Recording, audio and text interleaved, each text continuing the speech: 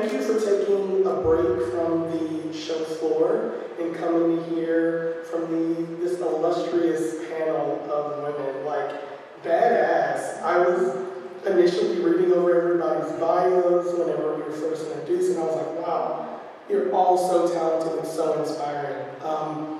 You won't hear much from me today because they have a lot to talk about, but I'm Ebony Madgery. I'm a project manager and production manager based in LA. Oddly enough, 3 of us are based in LA, and we weren't ever able to meet in person. That's how busy we are. And I'm working predominantly in concerts and private events and parties. I'll do overall intros, and then I'll toss it over to Lauren. So, starting with Emily here. For those of you that don't know, Emily is a lighting designer, programmer, director based in LA, specializing in lighting for touring, musical acts. She also, although is doing all of those other acts, enjoys still lighting for dance, doing corporate events, film and TVs, has a crazy list of clientele, which I think is beautiful, including Demi Lovato, Brandi Carlile, and AGT residency here in Las Vegas. And it's badass. So next, Ellen here. Ellen is a director of lighting design for Coherent Design. She is a creative leader working predominantly in architecture. She has been involved in a wide range of architectural projects, including casinos, civic, museums, sports, recreation, places of worship. Her creativity and her detail and her design, the way she transitions skylines and transforms them is so beautiful. We had such a lovely conversation we were able to meet, and so I'm excited to keep that going. And then we also have Lauren. Lauren is another concert light designer, principal designer, working out of LA, and has also been very busy, so we've never connected in person. And Lauren's actually going to kick us off here with a little talk about how to sustain yourself in this industry, what things you can do to protect your energy and continue to grow. And so I think it's going to be a beautiful conversation.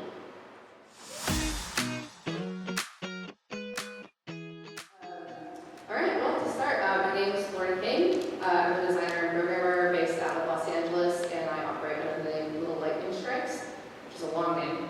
Sorry, that's my email. My focus is in lighting, but you can find me dabbling in video here and there. And this is my first time back at LDI since 2019. Probably for a few of us, because of COVID, it's really good to see some friends in this room and some new friends too. And just thank you guys for having me. I'm really excited to be here. So I've done my fair share of panels and talks before about the tech side of the industry, but I'd like to try my hand at talking about mental health, self-preservation, resources for industry people, and some of my own humbling experiences and lessons from the beginning years of my career. I'd like to think that most of what I'm talking about today is geared more towards people in this room who are just starting out in their career, no matter your age, by the way. And fair warning, there will also be funny pictures and memes in my slideshow, because I'm just a goon and that's how I roll. For some context, I have been doing this job professionally for about 10 years, which I know to some people in this audience might not feel like a long time comparatively, and you're totally right. But I share that because I'm thankful for how much experience I've gained in such a short amount of time.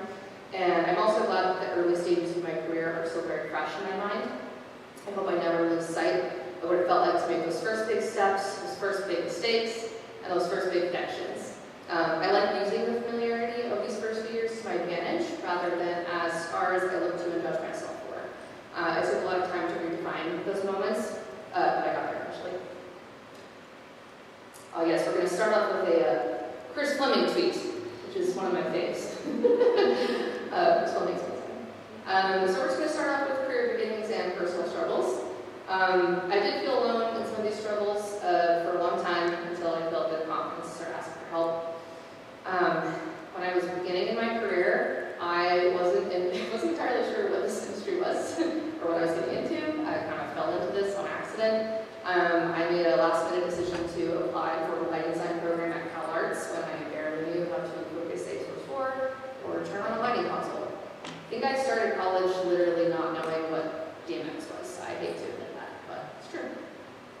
Walking into CalArts, completely new to just about everything, truthfully made me pretty uneasy. I was surrounded by students who seemed to know so much more than me and were way better at looking 10 steps ahead in each lesson.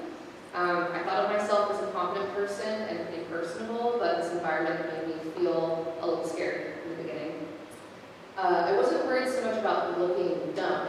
I was more worried about holding people back and also losing the trust of my classmates, not being able to participate equally in class assignments or extracurricular projects.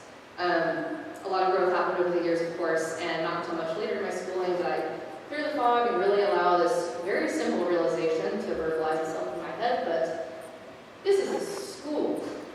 People are here to learn. Don't feel like you have to have it all figured out right away. Sounds simple, but it was honestly, pretty hard to remind myself of this, but it seemed like every other person was so much further along. So fast forward to now, I still say this to myself. It was true when I was saying it to myself in a room full of classmates 10 years ago, and it still holds true when I look at my fellow front of house people on large shows. I think we can all agree that learning truly never stops, no matter how long we've been doing this. I mentioned briefly about trust and how I was worried I wouldn't gain the trust of my classmates. I'll be honest and say this was arguably a hard feeling to shake even after college, when I was finding myself out doing the damn thing for real. It was a pretty interesting feeling, going out in the world and having to do a job with the guidance of a teacher for the first time in my life. I don't know if anyone can relate, but education is like all we know for nearly 2 decades of our lives, so it's got to be hard for people to snap out of that mindset, and it definitely was hard for me. I struggled a lot with feeling permission to do my job at my job, and also feeling trusted to do my job on my own. It gave me quite an identity crisis because I was a very independent person, but I couldn't seem to propel myself into a leadership role at the same time. I know this is something that a lot of women feel or have felt, and I could sense that at the time, but it was still hard. For a long time, I struggled with asking questions in fear of others not trusting me because of my ignorance. That put me in quite a few rough spots, because not asking questions, of course, made me make mistakes, and I made money, and I will continue to make money. That's life. But in time, I learned that asking questions is what makes people trust you. Of course, because they see that you now have the correct information to carry out what you're doing, but it shows that you care about the project. I would go into projects with so much care, yet worried that I wasn't good enough to sit at the table, so I was often quiet. But turns out that gave the impression to those who were mentoring me that I actually didn't care. I'm grateful for all the post-mortem conversations I've had with my mentors over the years, otherwise I totally wouldn't have known this. And as I've become a mentor to some in recent years, I've had this exact conversation come up. And on a more technical matter,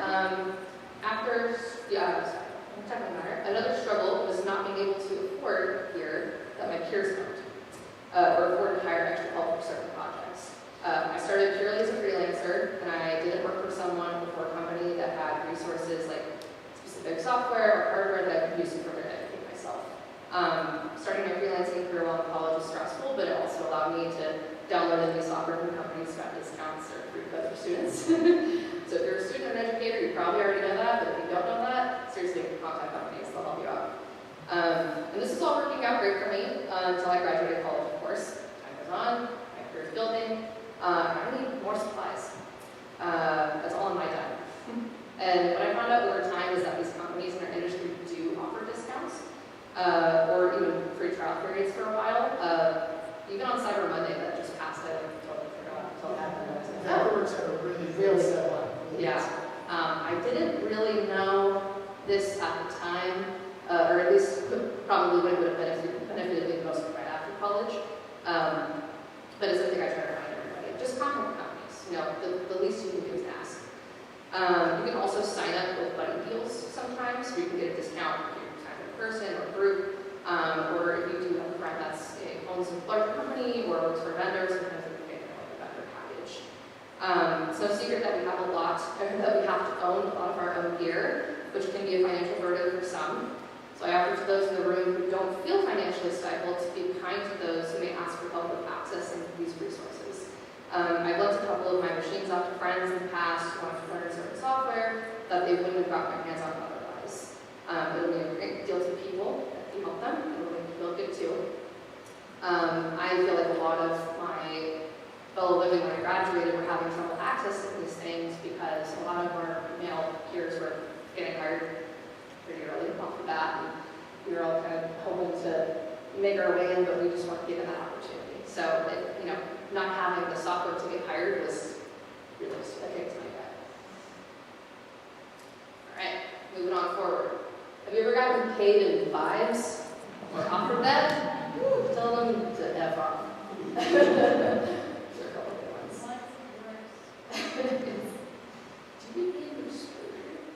Alright, so we're going to talk about some lessons to know yourself. There's probably like 10,000 lessons I could talk about, but I picked 5. It's very hard. The first one is take as many different gigs as possible. I knew pretty confidently that I wanted to end up working in the concert field, but I still felt it was important to diversify my schedule, to try to learn as many tricks of those trades as possible. I can confidently say that I'm glad I did. I still carry a lot of those lessons and that inspiration into shows I work on today. I love us do that. This next one, maybe people will judge me for this one. The free or cheap gigs sometimes work out. It's tough stuff, but it sounds interesting. I will say I haven't worked for free much or really at all, especially not since the college days. But sometimes those rough DIY sort of opportunities with your friends or otherwise can take you places. I think above all, trust your gut, obviously. I'm not saying to establish yourself as someone who works for free, and you should never do that. But on the chance you have something lined up through an internship or even just an industry friend who needs a hand one day, it can open up some doors. I had some of those opportunities pay off in my early years, and I'll tell you about one of them. I met an established LD during my last semester of college. They asked if I'd be interested in helping with a small project that didn't pay, but it was experience at a lighting console. It was like a couple hours or a couple days. It really wasn't a big deal, so I thought, why the hell not? After the seemingly easy gig was said and done, I got the offer from the same person to run the lighting for Janelle Monáe at Hollywood Bowl next weekend after I graduated. It was terrifying. For small, absolutely terrifying. I did not expect it and felt very lucky at the time to be recognized for my work, even on a seemingly small scale. And I do believe that experience propelled me into my career of concert lighting because it helped me establish a network with Janelle's team, and I ended up touring and working with her for a few years. Lovely woman, by the way. And if you're in this room and you've toured, you know, once you break the seal into touring, you're kind of like 1 degree of separation from everybody, and the opportunities just kind of keep rolling in. I always say that there's way more work than there are lighting people, so first of all, great job security. And also a mantra that I repeat to myself often that kind of goes with this lesson is something I learned from a good friend. You don't know if you don't know. Lesson number 3, balance your schedule. You don't know the industry yet. You don't know the industry yet part is listen to me on yourself. I'm still trying to balance my schedule. Don't get me wrong. I don't know. It's hard to practice what you preach sometimes. So this also kind of piggybacks off the last lesson a little bit. What I wish I allowed for myself when I was younger was more time between all those gigs. Before I understood the gravity of the work, I would take anything that fit my schedule, even if it was back-to-back from the same day. Did this so much for so many years for whatever reason, and I wasn't versed in the industry enough to prepare for setbacks, either my own or not my own. Most of the time, I would find myself panicking because I just wasn't prepared enough to complete the job that I signed up for, but also sometimes gigs just end up going haywire, and the next thing you know, you're picking up pieces. I truly thought this past year, 2023, was my best year yet. We're working on it. In terms of planning and balancing my schedule, and not overextending myself. Keyword is trying, because I had a couple gigs that extended well beyond the deadline that was originally picked. It happens. For example, I did have a gig recently that was supposed to be out 2 to 3 weeks, and it lasted about 2 months. I'm sure my friend that I work with that are complain about it a lot. And I'm not saying I had that extra time to get completely carved out of my schedule. I didn't know things were going to be extended, right? But my calendar was at least not filled to the brim like I used to have it, so I was able to at least dedicate some time, some of that free time, to working on that project. It made me feel better that I could be there for my client and ultimately not overwhelm myself. It just takes time to kind of used to organizing your calendar, make it all make sense. And also, it's just good to take breaks. Do it for your mental health. It's very easy to overextend yourself. This industry requires so much of our time and our knowledge that it can make us feel like superheroes. Just because you're a superhero doesn't mean you always have to use your superpowers. Lesson 4, contracts. I want to stress the importance of contracts. And admittedly, I didn't even really start using contracts until the past few years. Oh, so yeah. Yeah, mostly. Before I was like, I don't know, it's fine. I don't like that. Especially after taking that last week that went on too long, I was very happy that I have a contract. I won't go into too many details about how my contract looks, but I would advise you to make one if you don't have one, and include a line stating your rate per day or rate in some form that is required that a project is past its expected end date. If you ever have something extend, write a new contract, send it in, we'll be happy you did. I should also warn that some clients don't like contracts. It sounds a little sketchy. I've had some people say, oh, we're not going to sign that, we're not going to sign that. You know, just trust your gut without moving forward. I've had that work out for the most part. A couple times didn't really work out. That's something you'll come across most likely. And if you guys want any advice on how to write for contracts, I am more than happy to keep in touch with you about it. So awesome, great. My contact's going to be in the last slide. Lesson 5, and probably the most boring one. Register yourself as a business as soon as possible. If you're a freelancer, please do this. You'll be very happy you did. I spent the first 5 years of my career working as an independent contractor. Not until I incorporated myself did I realize what hell I used to put myself through. That's the sad laugh right there. So do you have insurance through that incorporation? Sure do. Just saying. Just saying. Just saying. It's little things like that you don't think about. Yeah, In the building. not the days where I'm 20 years old and I went on my first tour and I have to go to TurboTax and be like, I have 36 1099s to file and like 40 W-2s. How else is it going to work? There's one question that you would Oh, I'm so sorry. Of course. How did you incorporate? So LLC, S corp? I'm an S corporation. I love being an S corp. I was given that advice from a really good friend, and I was really glad I did it before COVID. An S corporation is a great way to completely separate your business from your personal. So when COVID happened, it was a great way for my business to receive grants and for me to receive grants as an individual, and not have to worry about overlapping any of that stuff. So that really came in handy then. But it's also just, and I kind of talked about it here in a little bit, so I'll table my response. But great question, absolutely great question. There are tools out there to start your business, like LegalZoom, online search. I'm sure we've all heard of. I actually use that to start my business. That was great. Forming a business at the start of a new year is a great idea, since businesses often have yearly registration fees, like a car. I mean, I'm sure every state requires that. And I would say just look into the regulations around that, especially as you approach tax season. I know in 2024 they're changing up a couple of things depending on how your business is set up. Exactly. Just find a good CPA or accountant. They'll give you good advice on that as well. Mm-hmm. Yeah, finding a good CPA changed my life. So CPA stand for? Certified personal accountant. It's an accountant. Accountant. Finding one though that understands entertainment, just because there are so many out there that they're brilliant and they're great, but they don't understand what we do. So whenever you are like, oh, I want to write this off as part of my business expense, right? Or I went to see a show and it was a show I wasn't working. That's a business expense, right? So find someone that can support you and learn how you can write those types of things. Absolutely. Yeah, I recommend talking with your peers to find these people, because just finding anyone off the street, again, might not understand our insane industry. So, I talk a lot about asking and the confidence of asking later on. But look within your community for all these resources. It's absolutely worth it. Where did I leave off? Oh yes, starting a business in the new year. You don't start a business tomorrow because you're not going to pay your yearly fee for 2023. There's like 5 days left, so don't do that. Start in 2024. Highly recommend it. You have a month to do your research. I believe in you. Get a good CPA and a bookkeeper and a registered agent. Mine's through LegalZoom. But they will help your business run smoothly and save you a lot of time and stress. Get all the necessary business insurance and licenses you need to operate in your state.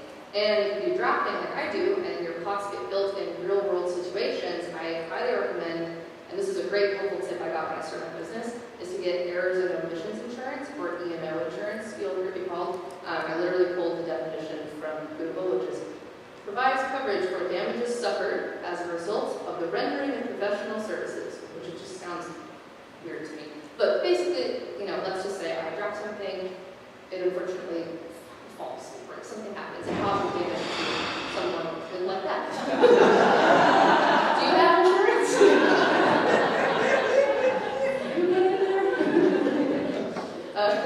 Timely. But anyway, let's say something happens, that's a way to keep you covered. And again, this benefit of having a business, I'm a fan of S corporation. I could talk about that all day. Something like that would be protected as a problem of my business to take care of and not me as an individual. All right, moving on. Boring stuff. That's showbiz, baby. If I say that, I'm probably having a bad day.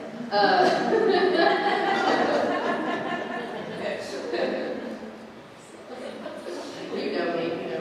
All right, so switching gears a little bit, we're going to talk about stress mitigation and exercises. It's inevitable that our job is going to stress us out, and I'm not here to tell you there's a magical cure completely wipe out stress. And if anyone ever does offer that to you, don't take what's in their hand. Just a piece of advice, all right? What I am going to offer up is a couple different exercises I do to help balance my stressors when those moments arise. So even if stress is coming from one source, there can be other factors that might build up on that stress as we work through the issue. And when I'm trying to work through something, I often imagine the problems as weights on my back, like physical gym weights. I'm deep into a show, and I often lose sight of my physical health, as we all do. So I like using the weights as an exercise as a means of realizing the issue, because writing things down doesn't always work too well for me. Let's say you have one big stressful issue that's coming up at work, and it feels like 10 pounds. The stress might actually feel heavier if you've been getting enough sleep, which could have been another 5-pound weight. You also may have not had enough time to eat, so you're hangry or frazzled, that's another 5-pound weight. So now you have 20 pounds instead of 10. These are all, very basic examples, but they're things that may cause the stress to actually feel like more. So now you have a 20-pound weight on your back, and you want to fix it. But you can't go to the people you work with because it would cause them to stress too, or make you feel like you don't seem trustworthy. Remember the combo from earlier? So now you're even more stressed about feeling cycled and alone. Add another 5 pounds. So now you have 25 pounds on your back. It takes practice, but it's wise to manage your environment and do your best to mitigate stress at a base level. So giving yourself a moment to breathe and voice your concern to a coworker is always a good start. That's why I always advise to make personal connections with the people that you work with. It don't have to be deep, but if you feel like you're on a surface level with the people on your crew, you might feel more stifled. So that's all done, remove 5 pounds. It's a simple tip. Always carry snacks in your bag. Grab something, give your brain and body some power, and you want to do problem solving. Remove 5 pounds. If you can, get real rest. I know. Impossible. It's really impossible. I understand. Much easier said than done. And I'd be lying to you if I said I was a poster child for a good sleep schedule. I did not sleep last night. No sleep that I was very excited about today. And I sometimes don't remember. I like the sentence. I like what I wrote.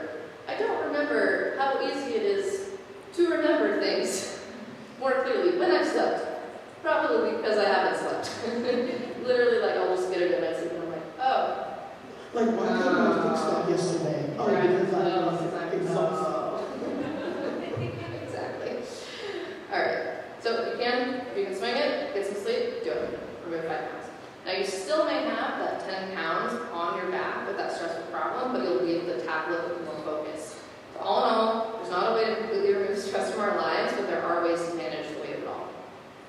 Another good option is to ask yourself when this issue won't necessarily matter anymore.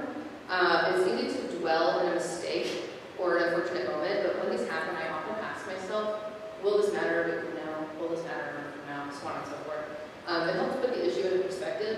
And usually, if I can tell myself it's not going to matter in a week, then I can snap out of the despair a little quicker. I've been doing this for a very long time, this exercise. I'll never forget, one of my first times doing a stagehand gig, I removed a tape label from Bloom. I know, I didn't know. And the designer was so bad. But I'm the designer, so I get it. I hope No, you're right. graceful. It's okay, just put it back on. It's right, anyway. So I'm obviously I really my career. I'm freaking out, right? But I kept asking myself, is this going to matter a week from now? So, And I think though it's important to touch on that because what a lot of people don't realize in our industry is you're only as good as your last gig, right? Oftentimes. So you could have done 10 shows with this client and you have one show that's bad, right? So I think it's important to prioritize what things actually are critical to the client and what things are critical to you to determine where they fall and how important they are. exactly, absolutely.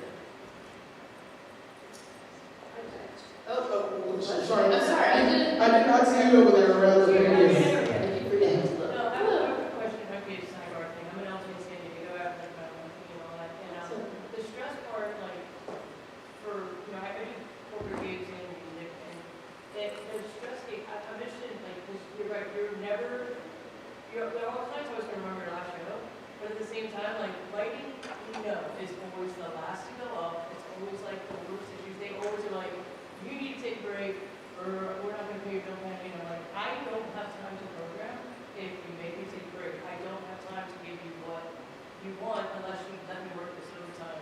So there is that stress always, I feel like, that it's like, you're getting judged for what you're doing, and you're like, I can't do this unless you let me do this, So how do you handle Yeah. that stress? Because, like, there's always that fear of, like, I am worried about next week, I'm worried about not working with this client, because they're pretty, and I want to give you the best thing possible, and I always will, and there's times I've worked for free, and I'm sure that's a very bad thing, I'm like, I'll give you an extra hour for free, because my name's on it, and I want the I client. think we've all done that. Yeah. Yeah. So how do you deal with that? Like, I don't want to, like, take up too much time. But, like, Oh, no, it's fine. I mean, really at the base of it, No, I was going to say, yeah, I think it's honestly an open conversation. I think anything that is being presented by Lord and Emily is literally just to get the conversation going, right? It's just knowledge we want to share and connect with and remind everyone we all have the same struggles in the industry. Sometimes you feel like it's just you, and then you like text a friend, you're like, oh, you too? Okay, no. Like, it just helps you like understand how to navigate a situation. So yeah, definitely open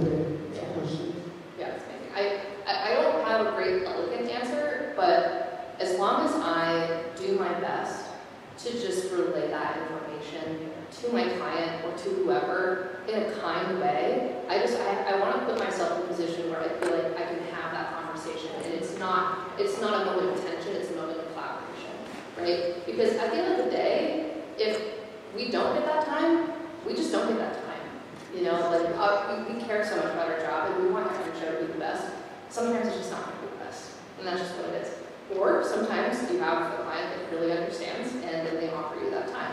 I do agree, though. I feel like I find myself in the first issue more often than not, and all you can do is just talk about it.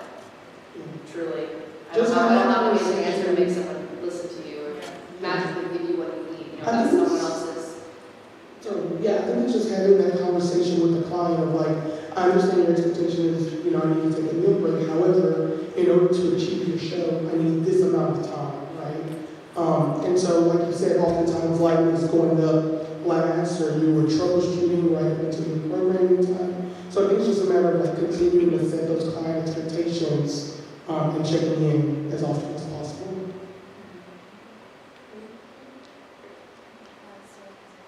I would just like to add that I love my job and I really care about the quality of the show and I care about the show succeeding. But at the end of the day, you can only operate within the resources that are available to you. And you can try your best, you can fight, but if you don't have the resources, you have to do the best that you can with the resources you have available.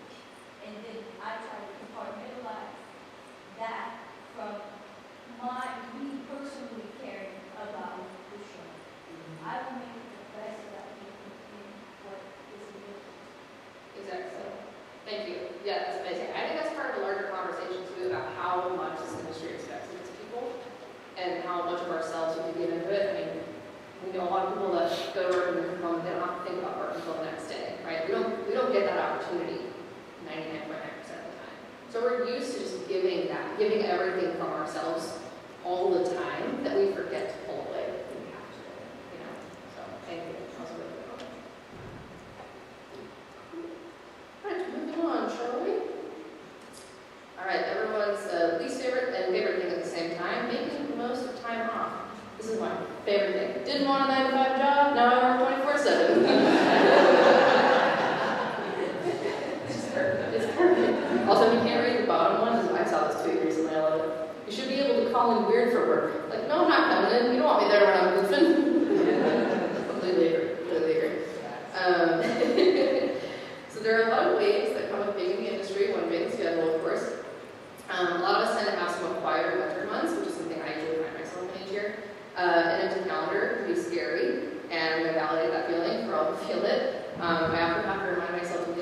couple positive mindset stuff, not let my brain completely melt boring. The first being that creative people truly need time to rest. I didn't have this realization until a couple years ago. Lo and behold, the internet post guided me into that lesson. But I now started to realize how much my creativity starts to dwindle when I'm just too overwhelmed for it. Rest is so good for your brain for so many obvious reasons, but with that space to think comes space to create. And another is that a break can make me fall in love with my work again. I really love what I do, but again, being overwhelmed or burnt out can make me start to lose motivation or care. And I know deep down I do really care. I just don't have the energy to. I even have these moments of reflection help me realize things I don't actually like about my job too. It just helps me refine how I want to continue moving forward in my career. Point blank, I've tried a lot of different things, but I know I'm really happy being in the programmer chair, and I don't necessarily feel the need to say yes to other types of work that don't really enjoy. That was a quick one. Oh, and also just let time off. Time off is good. Take a nap. It's okay to rest, okay? Do you like stuff? So physical health and tools. I try my best to talk about physical health with my industry friends as often as I can. People who know me know I'm really active. And I have a lot of people tell me often how inspiring my trips are and how my outdoor adventures look, which makes me want to do nothing more than pull along with me. It also kind of makes me sad. I think I've found from the beginning a good, I don't want to say a good balance, because it's not really a balance. Sometimes I'm not doing my hobbies for a long time because work is work, right? But I'm really happy that I found something else that pulls me out of work. I know a lot of people that work is their life and they want that. And that's totally cool. But I also hear from a lot of friends like, oh, like, you're not invited to a grad or something. And I just sad because I'm like, you're allowed to do that. You should do that. You need to do that. Actually, please join me. And I felt how much I physically changed after doing this for 10 years. And when that all started to come into view, it really switched gears into making my physical health more of a priority than it already was. I like to make the joke that I'm 29, but my knees are 92. There's no way I should be hurting this much at this stage, so I'm trying to preserve my health best I can. The first thing I want to point out is that LDI has a wellness lounge. I don't know if you guys have gone to it yet. I actually haven't, but they are offering things like meditation and yoga and all this stuff. Yeah, I know, it's super cool. I have the QR code at the end of a bunch of links. So if you scan the QR code, it'll have a link to those classes. It's just very important to me, again, that everyone I know has a physical outlet that they enjoy. If you're able-bodied and you find if you're able-bodied, like find something active that brings you joy, try anything that piques your interest until you find something, or do something with friends so they can hold you accountable. Sometimes it's kind of like me. When I'm exhausted, I still wake up and I do 10 minutes of stretching and yoga before long days of work, and I'll always be happy that I did, even though it is so hard sometimes. Something I started doing that's really helped me is I write down in my phone when I'm really happy I thought I did that, or I'm really happy I just went out and worked out. On those days where it's really hard to get out of bed, I'll just sit and I'll read those notes for a bit and I'll go, okay, I'll stop being as tired about it. Even if it's 10 minutes, it makes a world of difference. This one makes me laugh because I'm saying, I don't carry these tools with me. I didn't carry them with me today. Back to the hotel. I'm a huge fan of carrying recovery tools in my bag. I don't know if you guys do the same. But just carry them in your bag and set them next to you when you're at work. If they're in your line of sight, you're going to use them.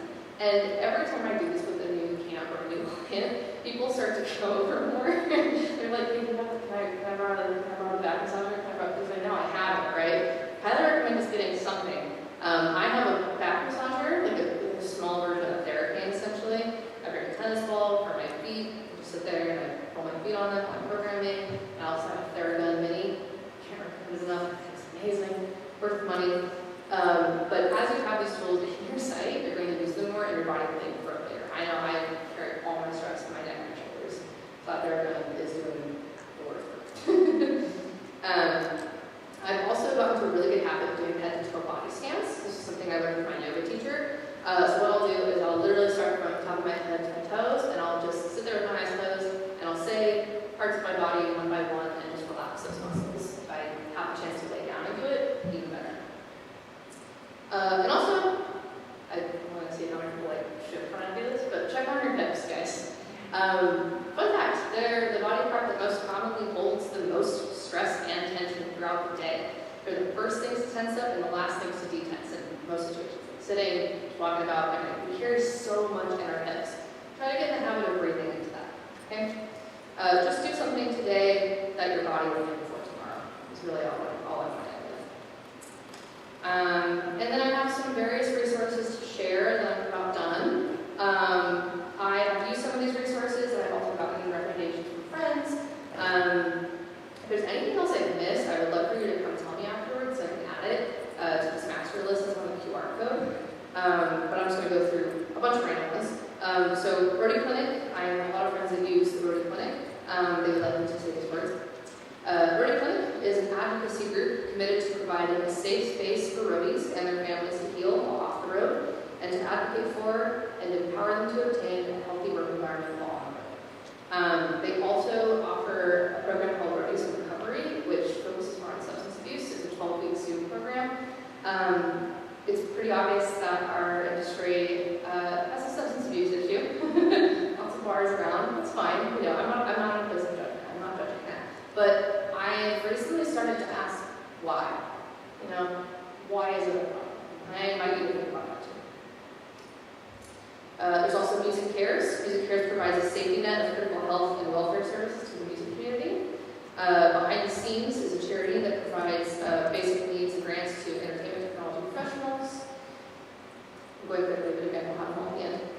Backline Care, more mental health and wellness resources. Telehealth therapy, I haven't used it myself, but I have a lot of friends that do. They like it because you don't have to call somebody and make a schedule and then reschedule because you're on tour and things are just going crazy. You know, you don't have to worry too much about. For me, I would feel like I'd be disappointing my therapist if I just called it. I'm so sorry. I actually have a therapist, and she's like, every time she's like, wait, where are you now? And I'm like, sorry, let me run out of this room because people came into it. And it's awkward. It is Right, awkward. for insurance purposes, though, you can't tell them where you are. Yeah. Just supposed to be in the state you're having insurance. Yeah. Unless you're paying out of pocket. Just so you know. Unless you're paying out of pocket. That's helped.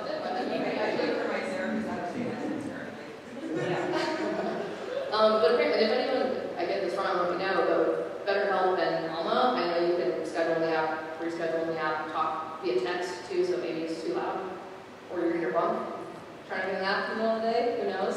But there are resources that work a little bit better for our There's one interesting. Oh, yes.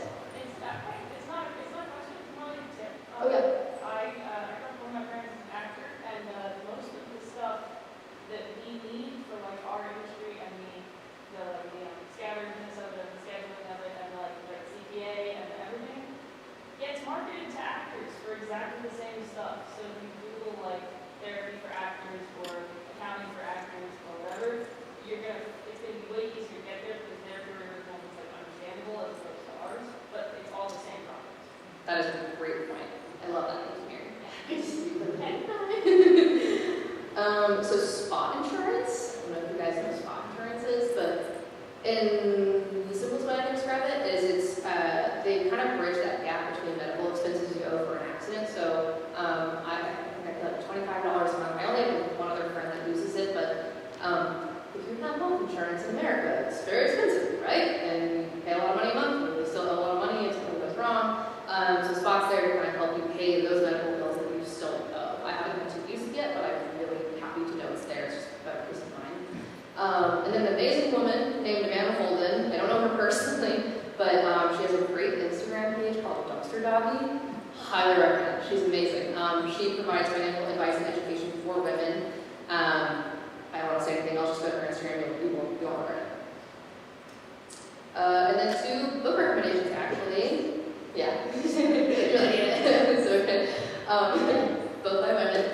So The Art of Asking by Amanda Palmer. In her words, is everything you ever wanted to know about the art of asking, but were afraid to ask, or at least didn't know to Google. So this book came out in 2014, I believe, and I read it while I was in college, and I'm so glad I read it in my college years. It still rings true to this day. It's an amazing book. It's very candid. It's very funny. I actually got the pleasure to tour with Amanda in 2019, and she's an incredible person as well, just working with her. Oh my God. I got that call, but I was like, anything for you?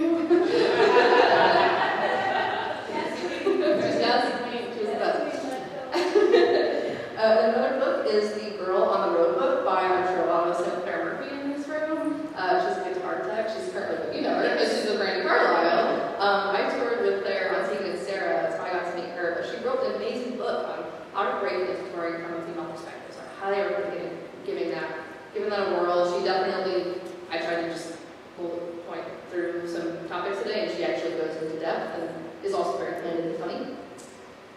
She's British. And she's British, she's got driving her And if you also search Girl on the Road, there are also some good podcast interviews that she did too that I watched recently for the first time. Very good.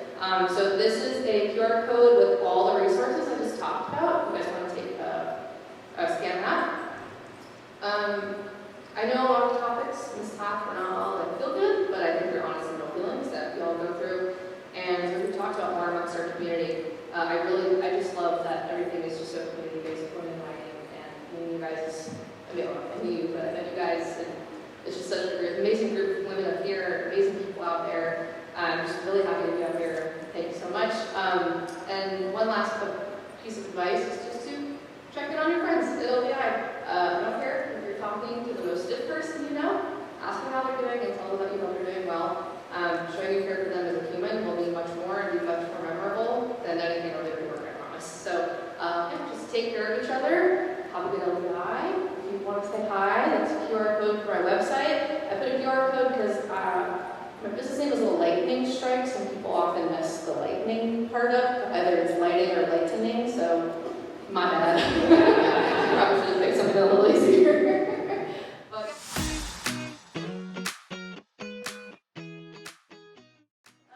So yeah, I do a lot of one-on-one mentoring, and yeah, I answer a lot of calls from young women, even young men in the industry who are curious about what we do. And one of the big questions is always, what is the design process like? What is the collaborative process like? So I thought I'd do a little case study of Brandy Carlisle at the Gorge. So it was a challenging show in general because she has so many different formats for her show. She has solo shows, she does trio shows with her and the bassist and guitarist, she does full band where she has a 4-piece orchestra on stage, and a keyboardist and piano player, and a drummer, Matt Chamberlain, who is a legend, really cool guy. So she could have any of those, and then all of a sudden Annie Lennox will come out and do a song. You know, or like some other famous musician happens to be in town, or like on another stage at the festival. So it is always in flux, and you never know what's going to happen, and just having that flexibility and being able to design for them in anticipation of these different situations and having flexible designing. So I thought that that would be a good topic to kind of talk about because it's a very common issue where you walk into a situation and someone throws you a curveball. So we need to be prepared for that. And if you know that your clients will be a particularly curveball throwing person, get your catch a mitt. Which most are in the music industry, I feel like. I mean, even if a show is time coded, I feel There are like certain levels of tolerance of like time-coded shows. Typically, you'll know a couple days out. Like, hey, we're gonna have a lot of smart sets come on stage next week. Yeah. maybe. I've seen Well, she showed up on Pink. That's why I'm saying that. So like Six had a week to like sit there and program. He was like, I don't know what arrangement they're using. Burton knows what anything. So sometimes a lot of smart set comes out and like does a set, but you have a week's notice and you have a time-coded track coming to you, and somebody's working on content, and you know someone's arranging like the laser programming, and someone's creating automation cues, and you know someone's adding in a track of the wardrobe because we're supposed to have a quick change there. There's all these things that happen. So some shows are very locked in. So any like last minute changes, last minute is a week in advance, and that's like we only have a week. And other shows, you're house is open, house lights go, and we're changing the set list. Awesome. And we have a banjo player coming out to join us in the second act. Delightful. And we're changing the encore. Awesome. I only have 4 spotlights and there's 30 people on stage. We've got this. So this kind of goes over just the overall design process and challenge of this show. It'll talk about the tour in a broad sense, but it'll focus on the specific challenge of the show we did at the Gorge earlier this year. So, the challenge. The Brandy Carlisle show at the Gorge was a unique challenge because we were playing for 3 nights. Night 1 was a regular, balls to the wall. We don't know what's going to happen, but it's at least a normal lineup, normal show, normal catalog. There could be surprises, but the limit of surprises is wrangled in. Like maybe there's 5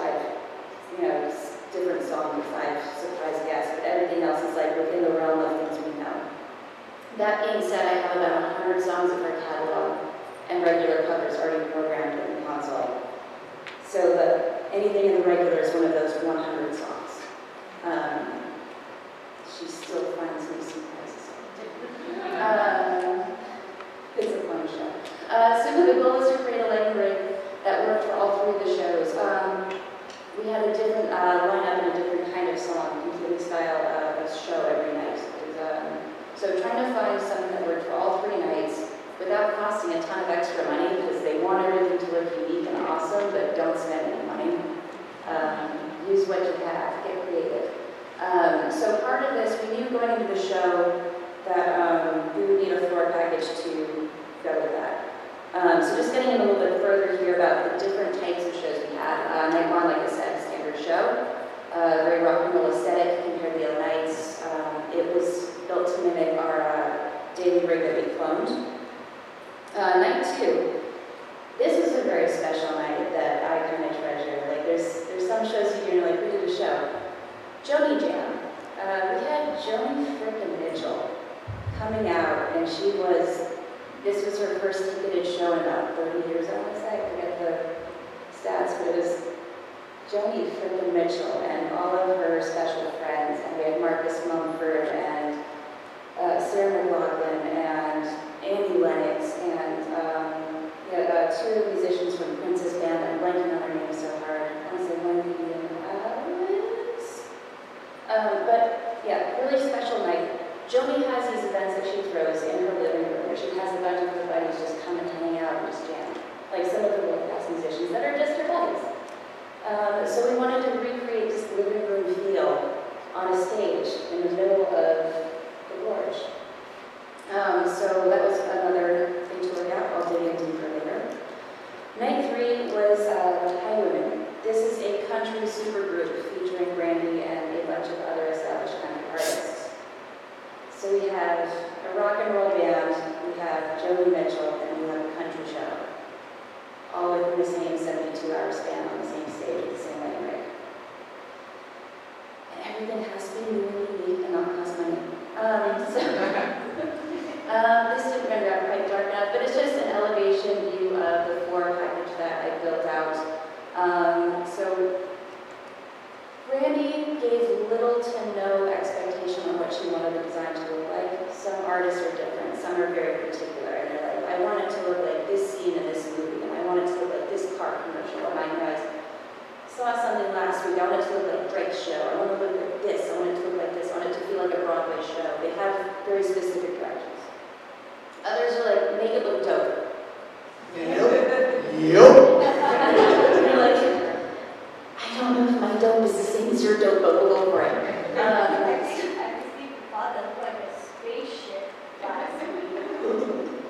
Make it look dope. Oh, Yeah, so every artist has a different level of expectation going in.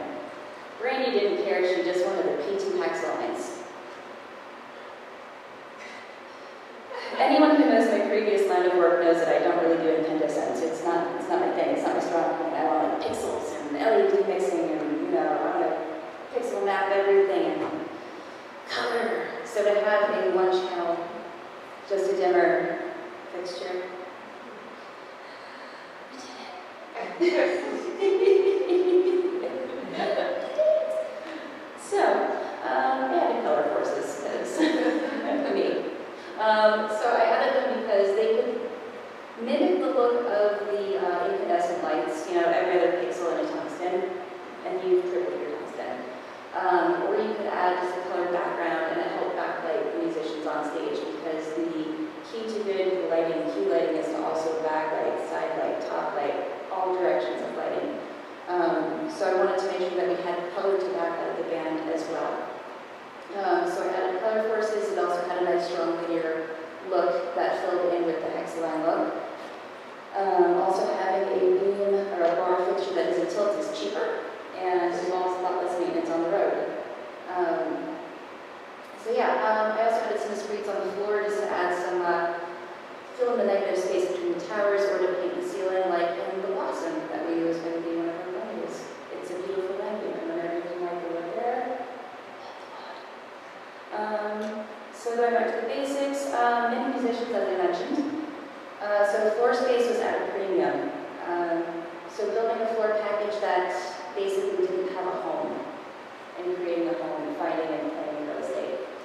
had 3 risers again. I don't know if that's so light, I'm sorry. But you can squint really hard and see that there are 3 sets of risers in there. There's 2 8x8s and an 8x12 of musicians.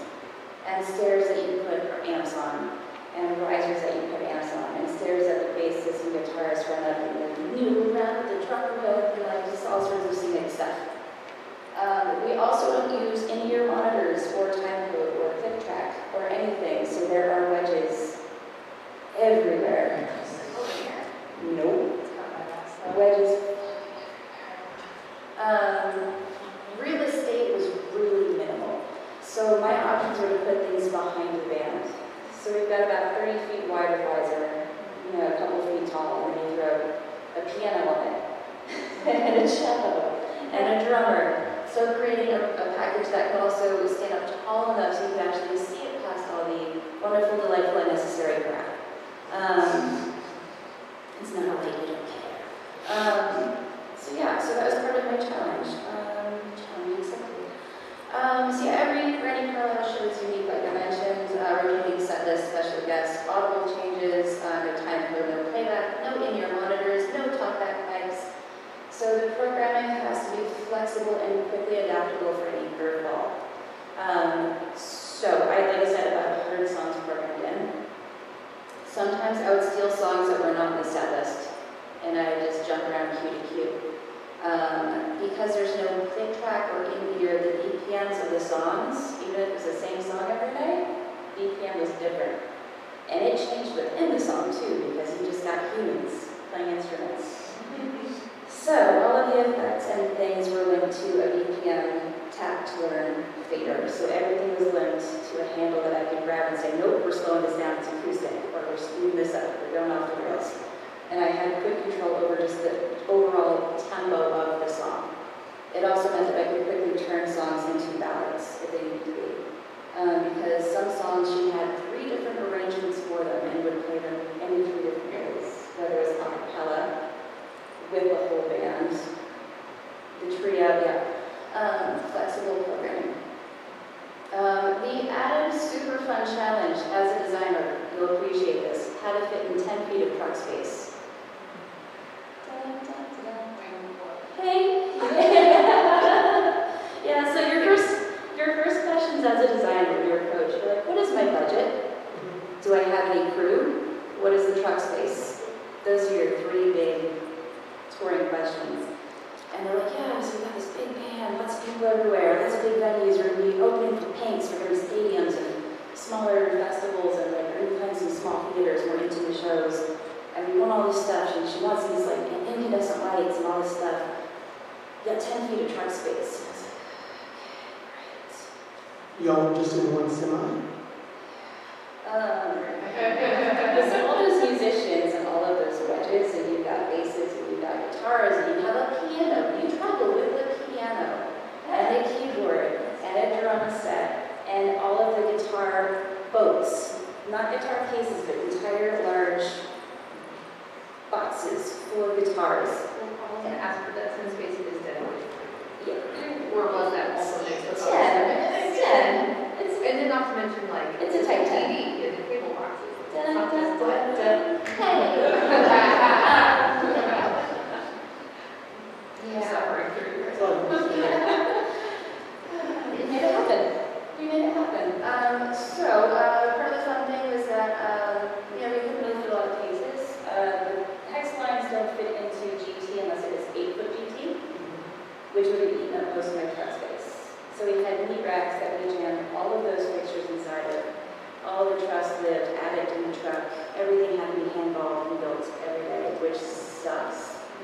And as a designer, you hate doing that to the crew and the locals. But I mean, I had to do it. Been doing this 20 years. I've had to handle a lot of stuff on tour and do things that just suck in general. Embrace the suck, according to Rich Adams. This is big. 1, this is my fault, and 2, embrace the suck. So yeah, it was only 6 hours. I've done this. So it was a challenge, 10 feet. And that had to fit into unique venues like the Gorge, Red Rocks, Blossom, and the Hollywood Bowl, and like I said, opening up for Pink in the stadium. So there were so many challenges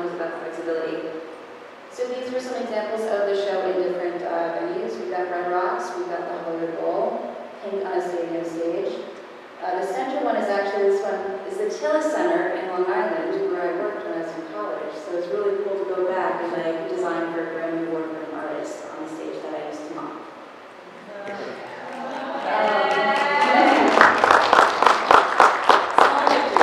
felt good. I still walked in humble and happy to be there. Bottom right was Levitation Festival, one of the festivals we did, big festival stage. The bottom right, we played on a stage line thing, you know, like a 20-foot footprint with all those people in the middle of the fields, outdoors, and then it started raining. All the different scenarios that this work had to try to fit, and it looks glorious, in my opinion. In selling this design to everybody and trying to make them believe in what you're seeing, even if you don't believe yourself, renders and drawings. I used Carbon from Unreal, shameless plug, great software. I really love it for renders because it really gives it that sparkle. So I created the actual designs in Vectorworks.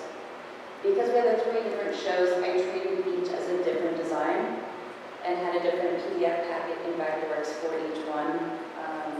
And then had to create different sets of renders to get approval on the concept. Some more renders, some more drawings. We added some chevrons for the Highland show. Just to add some more visual stuff back there. Drawings and things. And back to the board. So I made the decision to use a generic overhead rig just to kind of keep things simple across the board. And it also could maintain a lot of my original programming that I was planning for, so I could steal songs set to set. So typically what I use is an upstage truss as backlight for the backing band, a mid-stage truss, the backlight brandy. Like I said, I like backlighting, side lighting, top lighting, front lighting, underlighting if you can, everywhere. Mid-stage backlight brandy on twins, and a downstage truss for audience lights, because there's 2 important things. Is you have to like the subject, and you need to create a space for them to enjoy. So it is, well, there's some shows you see and there's lights go everywhere and ballyhooing and you can't see anything on stage. And then there's other shows where you see the stuff on stage but nothing else has happened. You're like, this is great, but like, I'm bored. So trying to find a good, even mix of the 2. Just feedback, so sorry. So then there's side trusses to help with the side lighting that freed up some of the overhead so that you can do more eye candy stuff. I try to apply this as like a generic lighting formula for most of my shows, and if you can get creative and create these and fun geometric shapes, go for it. And for this show, the trims could be adjusted for different visual architecture. So for example, the Joni Jam set, I brought everything in significantly lower so that everything felt more intimate like a living room. I found ways of modifying the existing floor package as well. It's all about getting creative and using what you have. Yeah, so standard overnight rig, nothing special except for any recordings. And Lucius, and yeah, a bunch of different guests there, so it's just our standard setup. Pictures of people and the show, so you can see on the top right, there's a very wide trim on everything, so it's a big, more powerful rock and roll thing, and you have plenty of room for audience lights and places to go with it. Then the next one, this is Joni Jam. It looks significantly different and stripped back and more intimate, just looking at the structure of the show. So for this, we put down carpets and added all sorts of couches and just living room things. There's a couple of lamps sprinkled around in there too. And a lot of the cueing is very generic, maybe 2 to 3 cues tops. Color palettes were much more regular in and neutral and natural, except for a few songs when I was like, we're going to get on this. Yeah, so I wrote that rule around it. So that's Johnny Mental. There's some moments in life where you're like, yeah, it's such a difficult job. The process of being there, the venue kind of sucks. There's very little sleep and a lot of work. But when you look up and you see the stage, sometimes remember where you are. It's really cool. So yeah, night 3 was a Highland super group. So we have those chevrons I talked about. Just to add some visual architecture just behind them. in certain moments. Not a lot of haze in this because it is a country show, so it's more about filling the space with color than having the image.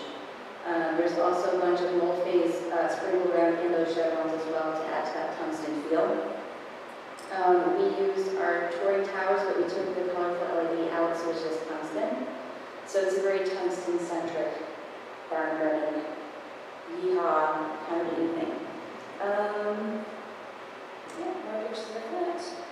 And yeah, that's about it, wrapping up that process. If there's any questions or comments or things, yes. Can you mention the name of the rendering software that you use? Because I use Capture, and one of the problems that I have with it is that, like, it's good for me and other people in my company to look at. We know what we're looking at and what the vibe is, and it's definitely better than a lot of other rendering programs I've used.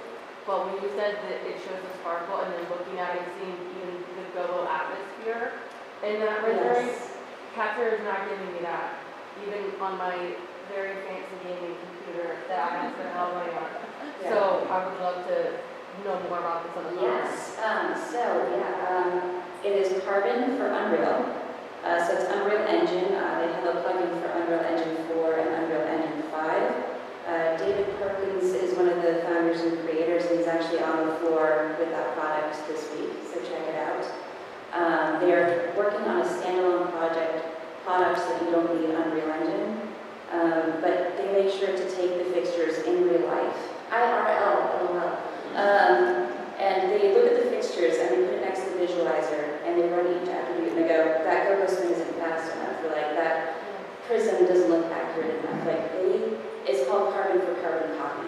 It is a carbon copy of the fixtures you're working with. So you get a lot of very, pixel accurate output for the fixtures. Frame rate gets a bit difficult when you get into a lot of multi-instance fixtures, so I love it for stills personally. So for renders for clients, you do that. The figures, I actually use MetaHuman, because you can custom build different people. So I built little like Brandy twins out of with MetaHuman, which is a whole process that took more than I wanted. But I get to reuse the project over and over again. Any other guess? How do you keep it fresh?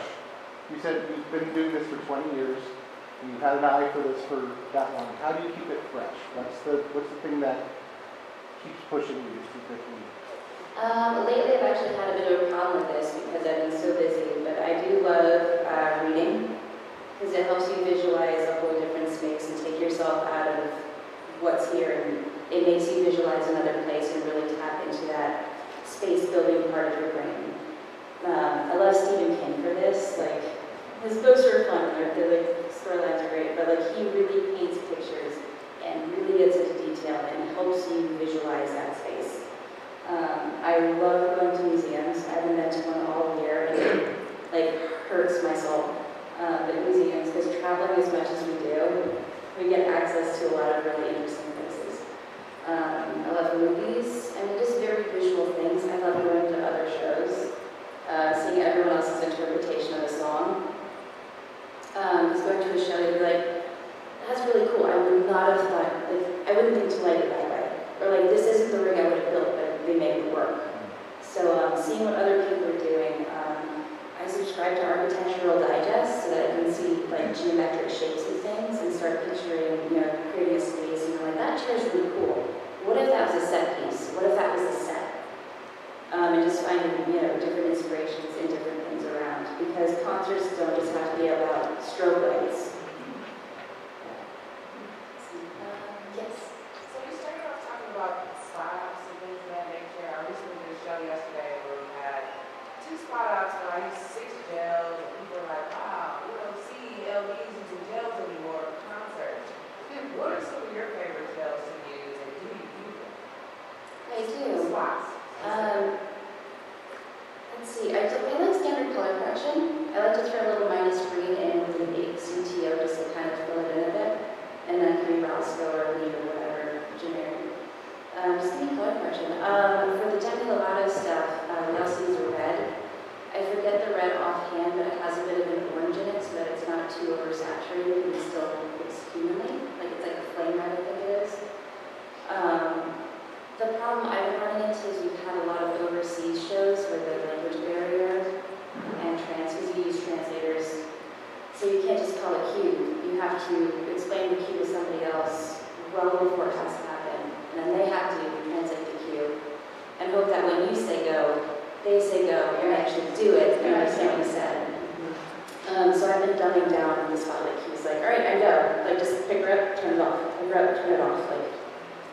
keep it simple. I'd rather have them not have her lip in color than not have a lip.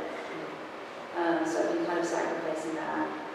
Yeah, just good color correction is really crucial. For New Kids on the Block, we had 10 spotlights, and I go through and meter all of the front spots every day, and the goal was 5,600 K, for TV and whatnot. So just if you have a meter, learn how to use it. If you don't have a meter, get one and learn how to use it. There are cheap meters out there. The app is okay.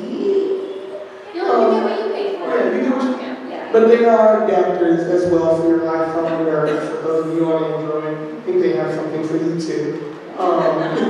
But there is an adapter to the Luma adapter. It literally looks like the head of the light meter, which is plugged into the phone, and that's great to have. One last follow-up question. Yes. So do you break the spots at 100, 80%, 50%? The spotlights run different temperatures every building, unfortunately, because I never get to travel with the same spotlights. I try to, 80-foot candles is usually the goal, but it's usually for IMAX, so I'm constantly watching the screen because it's going to depend on what the shader's doing, and, if it's a local lake, maybe the washes are a bit hotter than normal as well. So I also have a bunch of neighbors who try to watch the global light up on the stage. Sometimes you're only going to get like 12-foot candles out of a spotlight. I've seen it. If you've seen the New Kids on the Block documentary film on Leaves in Philadelphia, one of those spotlights there, house rate, 12-foot candles. Wow. So to go, hey, so you know Watch that. Yeah, nightmare. So you know Ryan Clemmer, right? Yeah, so like DK. Here's what we got. Do you want 12-foot candles uncorrected or like 8-foot candles at 5,600? He's like, oh, fuck, you're right. All right, just get as much as you can. Like, you can correct it in post. So because you're doing a lot of that for camera, are you often asking or requesting for a front of house like Blackmagic viewer? Like, what are you using? Like, I wish that the Or- board existed for this. I've started kind of traveling Yeah. with not one that's as good, but I've compared it Yeah. to a Blackmagic, and I'm like, yo, if there's anyone for you to give me a feed, I have my own monitor. I recently bought a Blackmagic capture to video. Mhm. I haven't had a chance to test it because they do a lot of IMAG integration on other shows. So sometimes it's just this proof and say, you're not sending me a feed. I see it right here. Like, you can tell me you're sending it. I'm not seeing it. This little box here is like, I just got to what's that?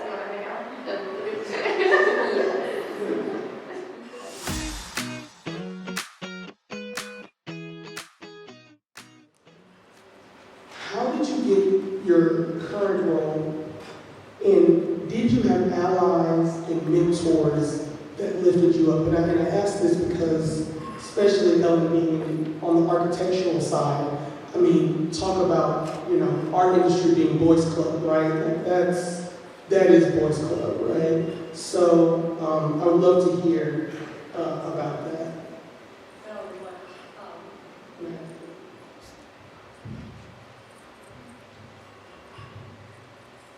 Hello everyone. The main thing I would say is that and I think to my current position, is my previous job. I had some amazing, best of its kind mentors and division heads at my previous job. And for various reasons, they had to either retire, leave, move on to other jobs. And until then, it hadn't hit me. But all of a sudden, I felt like that amazing life I had there as a designer, with all their guidance, their trust, their respect in me. I felt like it's time to spread that into the world. And, I'll never live up to how they were, but kind of inspire others, impart that wonderful, amazing environment I had for a few years. I wanted to spread that further, so I was like, okay, maybe it's time to leave from here on. And that was just a big change that happened, and honestly, it's because of some wonderful people who were in my life. Ben and women, just to be fair. And the reason I ask that question is because often in our industry, we have to have male accomplices male ally. So I was curious when we started talking, like, how did you get here? Because your stuff is crazy, everything that you've done. So it's beautiful to hear about.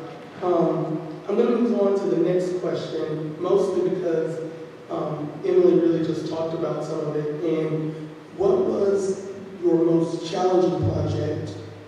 Why? What could have made it better? But then what did you gain from that experience? Well, I think every project has its own challenges.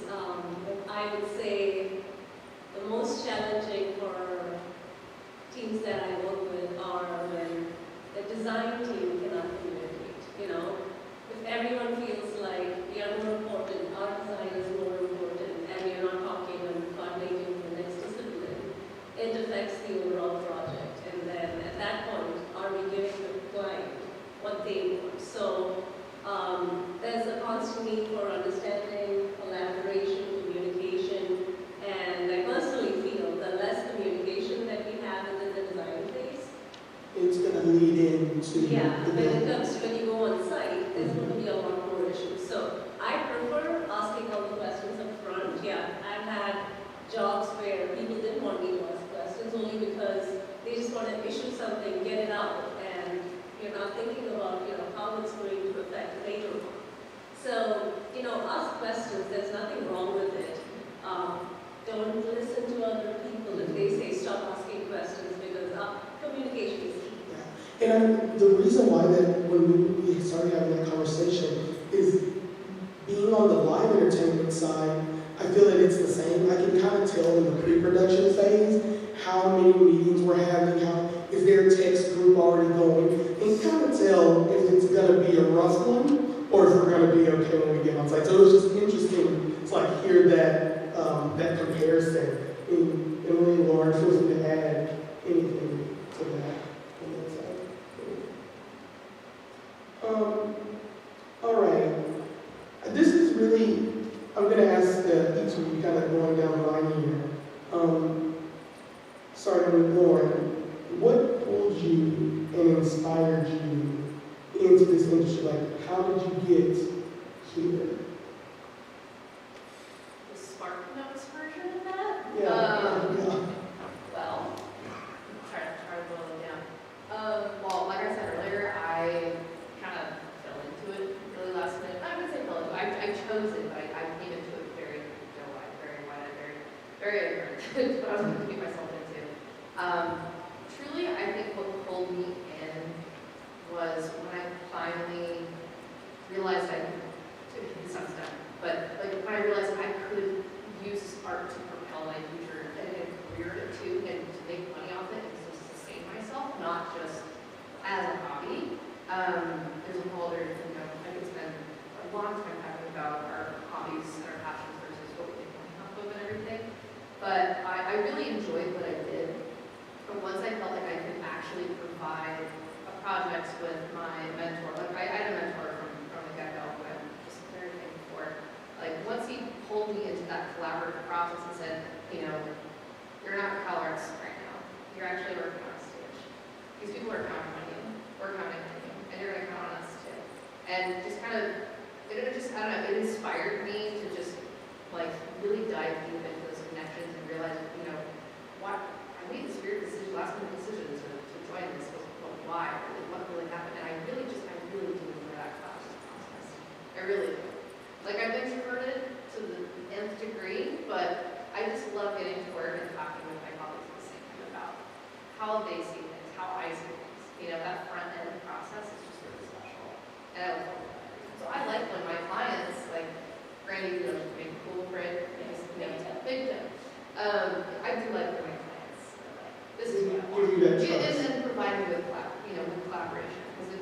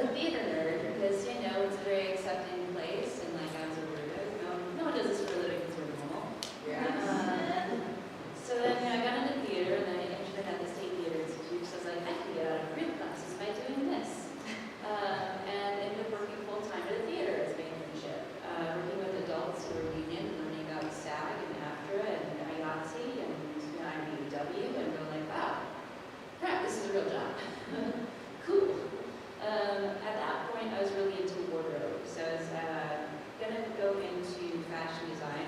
I was accepted at FIT to do your fashion design study. And I said, I miss theater. This is way too competitive. I miss my community. So I took a year off, saved some money, applied to a bunch of different colleges, but eventually got accepted to this really awesome one at Delphi University. My old tech director is actually back in the back row there, and all supportive and awesome. So I studied theater there, and I started on the wardrobe track, and I was like, this is cool, but I came here to learn things. Like, I have an extensive wardrobe background already. I dressed Fashion Week, like I worked all sorts of stuff. I was like, I want to learn new stuff. I want to learn audio. I was really bad at audio. I was very persistent about learning audio, and I'm sorry, Pete, for putting you through that. I learned carpentry and a lot of my fashion design and like pattern making stuff related to that. So it's like having fun with that. It was very well rounded, you know, there's stage management, all the different tracks, and I left and I was like, I'm still gonna want to do audio after I graduate. I joined the union, pushed boxes, still persisting in wanting to do audio despite being audio. And then I actually landed in lighting and had some friends say, you're good at lighting, just accept it. And I was like, okay, I guess. And here I am, all these years later, loving lighting. Beautiful. And for you, how did you, especially architecture, I mean, I tried it. I tried it and I really wanted to get into it, and it was so like challenging. So I'm curious, like, what inspired you? How did you stay connected to it? Well, if you haven't figured it out by now, I'm originally from America. I was born and raised in India, and over there, I went to college initially for mathematics, and then transferred to, once I figured out my probability of, you know, lasting in mathematics, especially when I had to talk a lot. It's, you know, there's not too many fields. If I go into teaching or research, something like that, and it wasn't something I really wanted to do. And if you know about the Indian culture, we are mostly about mass-producing doctors, engineers, IT professionals. So I went into computer science because it was readily available. And computer science was also fun, but after, literally up to, I just had one more semester to complete, to graduate. And I realized, you know, again, back to me being able to, or loving to talk, it wasn't really what I wanted to do, just sit in front of the computer every day, all day, at this program. So my love had always been in architecture, and my dad is here from India.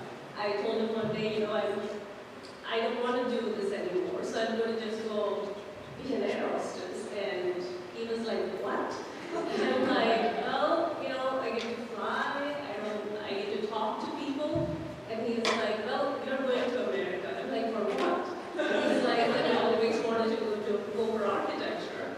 So, yeah, out of nowhere, I'm not really sure how my dad made it happen, but I ended up right from India to the middle of Wisconsin. I went to University of Wisconsin, Stevens Point. So Stevens Point is like the dead center of Wisconsin. And I came here beginning of January. So imagine going from the oven into the freezer without, I mean, verbally, no matter what people would tell you about Wisconsin winter, until you experience it, it's totally different. So I came here, I joined University of Wisconsin for interior architecture. So, you know, when I applied to different universities, since architecture was what I was planning to go for, I got into all the programs, and then one university had interior architecture. I didn't think too much about it. I'm like, well, it's America, you know, there's some specialization about architecture just for interiors. So I come here, I complete my first year, and that's when I realized it's not architecture, it's interior design. And I was like, wait a minute. I've already done 3 different, you know, jumps from one major to the other. I'm like, okay, I was really heartbroken, but since I had already spent my first year, I didn't want to jump again on a foreign student fee.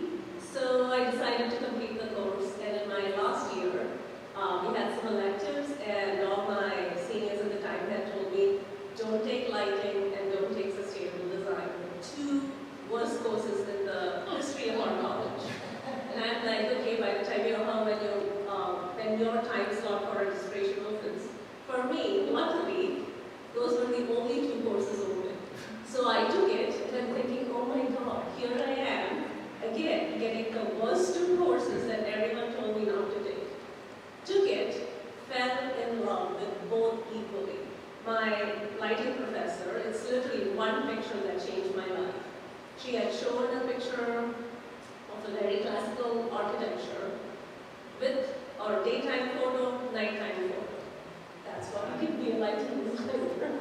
Beautiful, beautiful. To close us out here, we do have a little reception, meet and greet, so we can keep the conversation going. I just know catering has to get started. We really appreciate you joining our session, and I want everyone to walk away with this quote. I stand on the sacrifices of millions of women before me, thinking, what can I do to make the mountain taller so the woman after me can go further? So, thank you all.